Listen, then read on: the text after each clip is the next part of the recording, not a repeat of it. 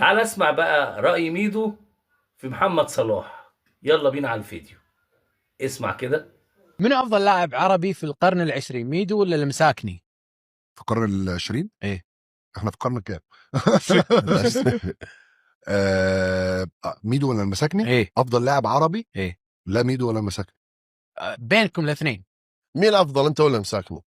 والله نبي المساكني اجابات سريعه. لا انا، انت لان المساكني اختار ان هو يلعب في الجلف ويلعب في قطر في وقت من انا كنت عارف ان المساكني كان جاي له عرض من الدوري الفرنساوي، فهو اختار الطريق السهل، انا اخترت الطريق الصعب. ميدو ولا سالم الدوسري؟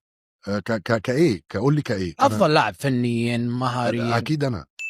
ميدو ولا عمر السومه؟ اكيد انا. ميدو ولا ابو تريكه؟ عارف اكيد انا ليه؟ لان انا اختبرت نفسي في ليفل بس انا أصعب. مقتنع باجابات. صدقني انا مش موضوع ان انا احسن، انا اختبرت نفسي في ليفل هم ما جربوهوش، صح. فما اختبروش نفسهم الحين فيه. بنروح حق لاعبين قربوش. انا بس انا مهم جدا، انا بشرح ليه، مش غرور ولا مش غرور، انا اخترت الطريق الصعب.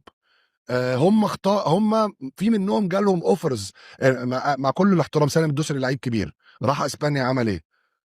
ما قدرش ان هو يلعب في فريق متوسط، فلما جه النهارده هو اختبر نفسه في الحته دي ما قدرش ان هو يلعب. انا الحمد لله لما لعبت قدام اللعيبه دي كنت قادر العب قدامهم. ميدو ولا ابو تريكه؟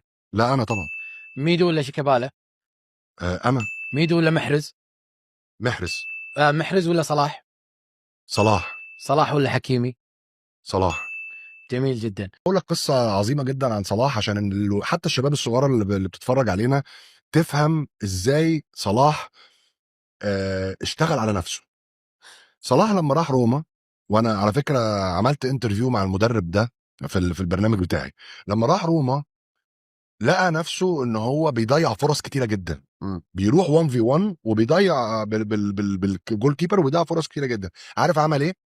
جاب مدرب من كولومبيا، تعاقد معاه واجر له بيت هو وعيلته وقعد معاه في روما سنه، كل يوم بيتدرب معاه على الفينيشنج في الجنينه بتاعت بيته، كل يوم كل يوم بيشتغل معاه على الفينيشنج، وهو مدرب كولومبي مخصوص للايه، للفينيشنج. كان بيدرب لعيبه يعني تانية وكده، وكان بيدفع له في الشهر 15,000 يورو علشان خاطر يطور من نفسه.